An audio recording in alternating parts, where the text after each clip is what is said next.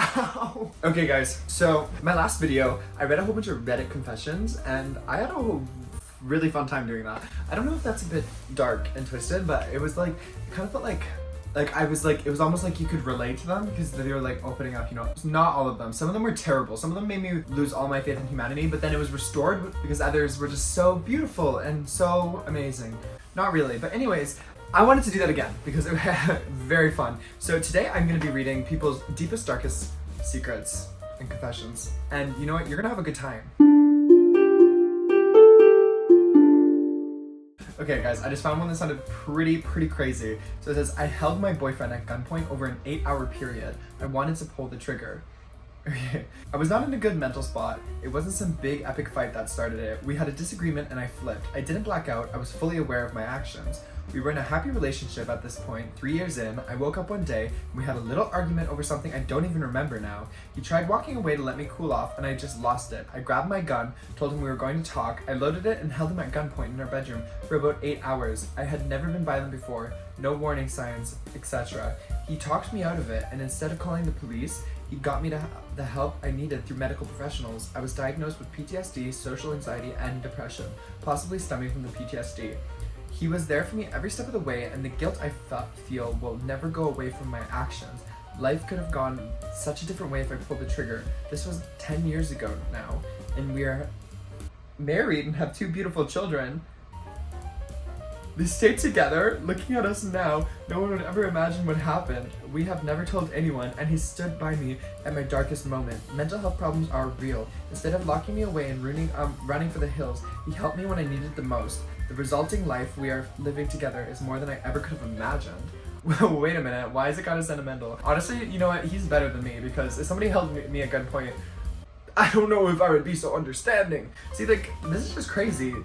That people are actually going through stuff like this. Like, I think my life's bad, and then all of a sudden somebody else was held at gunpoint for 8 hours and didn't even tell anybody. Mental health is real. Mental health struggles are real, and I think that's actually pretty cool that he stayed with her and stuff like that. Terrifying, but pretty cool. And I'm glad that she got the help that she needed. When I nannied, I would read the journal of the mom. I was only 20 years old and I nannied for this little baby boy. The mom seemed off. She would sleep the entire time I was there in the mornings, or go on 3-hour runs, or sometimes would just go about her business around the house, completely ignoring me. One time, we both sat in the living room while the baby was sleeping in his room. I was reading a book, studying, and she sat there eating McDonald's and watching her show. She did not say a word to me the entire time. Well, one day when she was out, I snooped around and found her journal. I read the whole thing, then got sad for her. She was so unhappy in her marriage and in life. I ended up working for her for 3 years and we became close. But that first year was so uncomfortable and awkward. In retrospect, it seemed very obvious that she was suffering from post-pregnancy depression. Thanks everyone for the positive comments. Oh my gosh.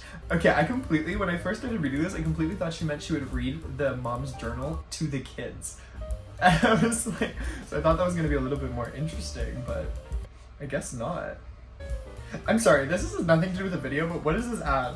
Hey Reddit, we wanted to make lucid dreaming effortless, so we crafted Shape, the ultimate lucid dreaming coach and the first lucid dreaming app to guarantee results within 30 days. Upgrade your mind and master the art of awakening within the dream world with this Shape app. I had a lucid dream the night I downloaded this app. That's scary. This is the real horror story.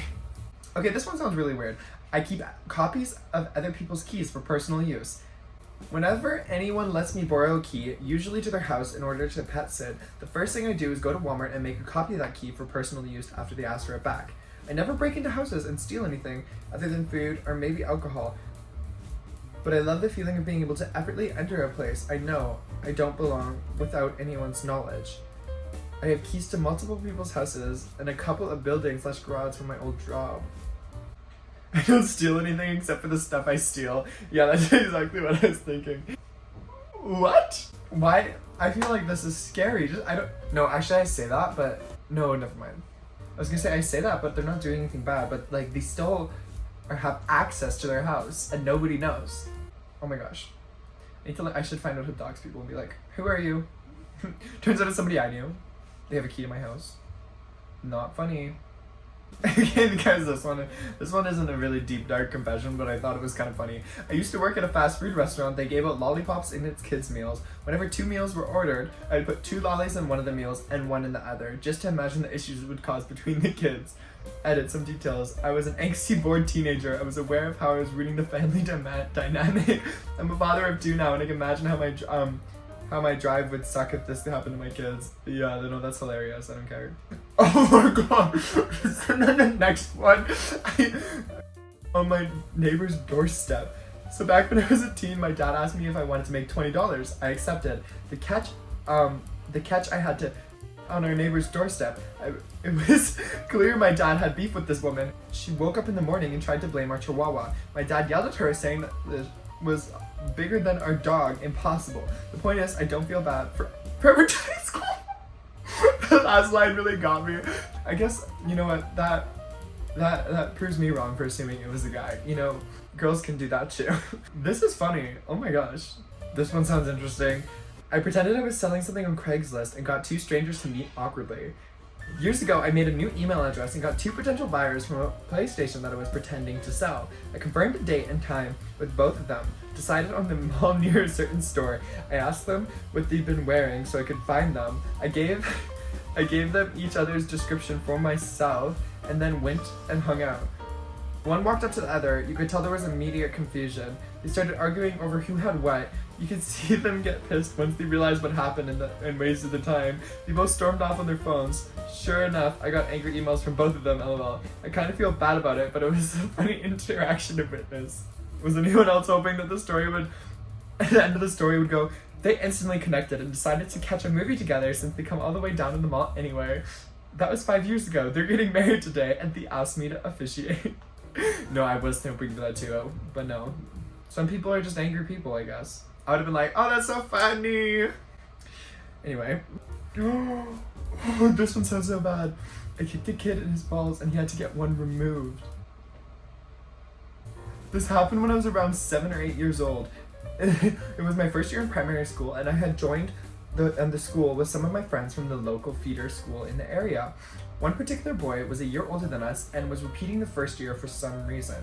He was of German descent from a very well-to-do family and a lot bigger than the rest of us, possibly because he was embarrassed at repeating the year. He was a bit of a bully. He often picked on me and some of my friends. I'm sure we probably escalated things at times too, because I know he was teased for being German. So one day, standing outside class, I kicked him full whack in the. He buckled over it, but I can't really remember much of what happened afterwards. We probably tucked tail and ran. I can't even say for sure whether he deserved to be kicked at the time or I just thought I was getting him back for previous behavior. Anyway, he missed school for a few days after, and I heard some kids saying he was in the hospital. Soon after that, I was called in to speak to a teacher who, as far as I remembered, dressed me down and explained he had gone home and his testicle had swollen up to the size of a tennis ball and it had to be removed. I don't really remember getting into too much trouble, but I do remember some of the other kids going on about it in a banter. The details are hazy, but I felt so bad and I felt I was in so much trouble that I never even told my parents about it. This was made worse as my dad and his dad had gone to school together. Only found this out after seeing my dad chatting to his dad at a rugby match that me and the kid were playing one Saturday about a year after. I was freaking out the whole time and they were speaking and then started feeling guilty that my dad might have been seen as rude by his dad for not apologizing for my action. It didn't come across that way as they seemed like old friends catching up, but I felt so guilty. I felt so awful about it. I mean, at the time I didn't realize that it might have an effect on him being able to have children, but I felt like I'd done something so horrible and always expected my family to confront me about it. When I learnt of the reproductive challenge this might cause, the guilt was just amplified. The years that followed in primary school were mostly fine. On the odd occasion, he would have a go at me. I remember him having a slightly shorter fuse with me than others, but I think he ended up being okay and less of a bully. Saying that, he did try to drown me in a river at our primary school leavers camp as I pissed him off for some reason. But honestly, the in-between years went by without incident. I left that school to go to a different school, so I never maintained contact with him. I saw him once during my teenage years, and we chatted for about 5 minutes. I remember being friendly. I never ever mentioned it. I hope he was able to have children. I'm sorry, bro. I'm sorry. I never said sorry too. And so he said, "Holy, at the size of a tennis ball, you must have kicked faster than the speed of light." That is terrible. See, this is like, things can go wrong so fast. Like, one wrong action could lead to like somebody's life being ruined forever and just you a lifetime of guilt. And honestly, reading this is kind of scary because now it's just like I'm walking on eggshells, like, no matter like what I do, because I'm like, this could be it. This could be why I feel guilty for the rest of my life. Sorry, this one's it's super short, but when I'm constipated, I envision myself as a chicken who must lay an egg so a poor farmer can eat breakfast. My favorite thing working as a window washer was going through people's private possessions. So I worked as a window washer in my small town in Sweden for about 5 years. Every morning you went to the warehouse where we all had all of our stuff, drank a cup of coffee and with your coworkers and talked a bit before getting to know the places you had to go that day and who you had to do them with. Our bosses were very keen on everyone getting to know everyone, so they changed up the teams every day. This meant sometimes you got to go by yourself. A typical workday is going to 4 to 5 houses and or apartments, sometimes old people, they were always home, sometimes families who were home because they knew we were coming, not very often. You got people who left their key under the mat and let us go inside without them being home.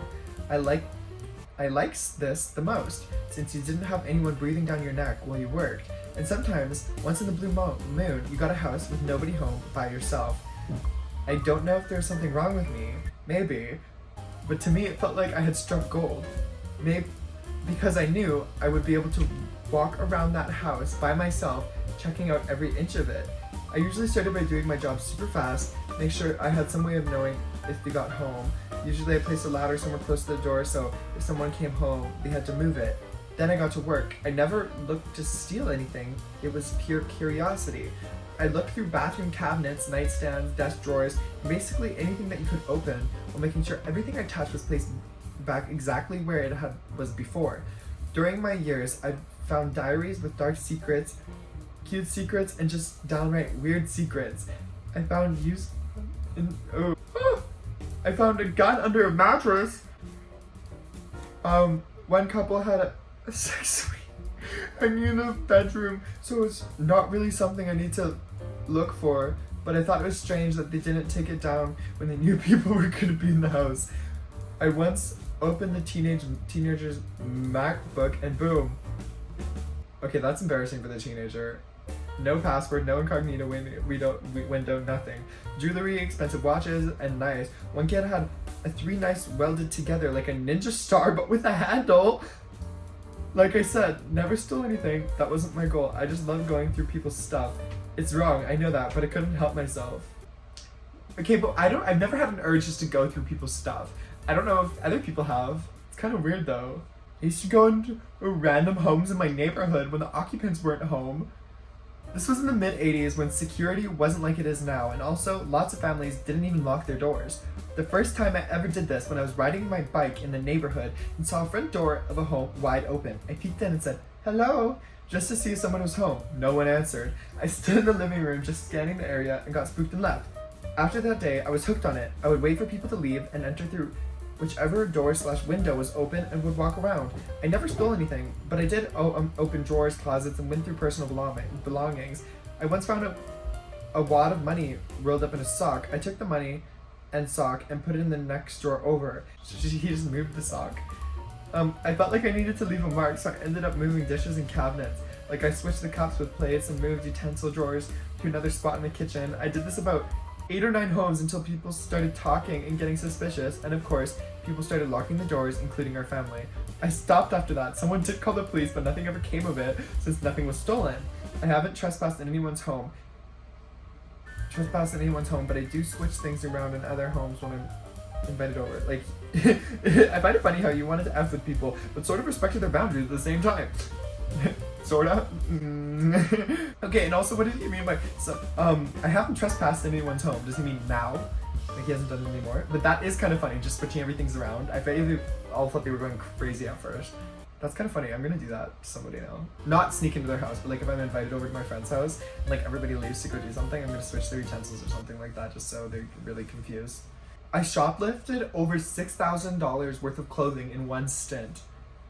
This was almost 10 years ago. I was a sales associate as a teen at a well-known retail skate store. It was a cool job, but my store manager sucked. Just rude and aggressive all the time, bullied the staff every day. I rocked it as a salesperson. I doubled my goals almost daily, always at least met them. One day, the store manager got our numbers for the quarter. We were a little behind where we should have been, but there was also 2 new associates who weren't carrying the weight. Store manager blamed me for the numbers and accused me of giving discounts to people and allowing others to shoplift. I had never done either of those things. I was livid. So one night, with a group of 4 friends or so, one of which used to work at the store with me, we came up with a plan to raid the place to give the store manager something to actually complain about. So I went into my shift on a Sunday morning, knowing the assistant manager would be hungover. I convinced him to take a nap out back, and that I wouldn't tell if he let me claim the sales for the day. He didn't care about anything, so it was an easy yes. Cue my friends coming in, acting as customers with their beach bags as I'm working with regular customers on the floor alone. A customer friend would bring their purchase to the counter to ring out and have the security tags removed, and then immediately go into the changing room and bag it, bring it to the cars, wait 20 minutes, do it all over again. We all had lists of items we wanted, and I had mine piled on the counter ready to be taken. In 1 hour, we completed the list and my friends left. The assistant manager came back from his nap, oblivious. I wrapped up my shift and went home.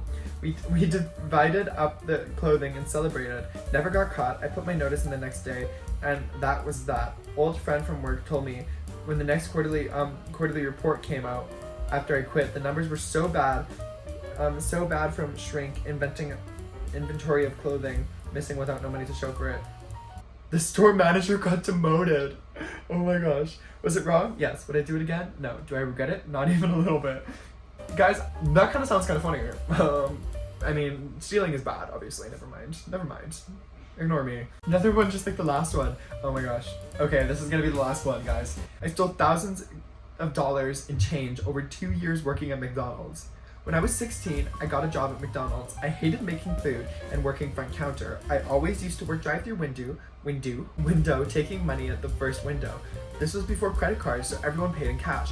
All I would do is keep a quarter or dime of almost everyone's change I gave back.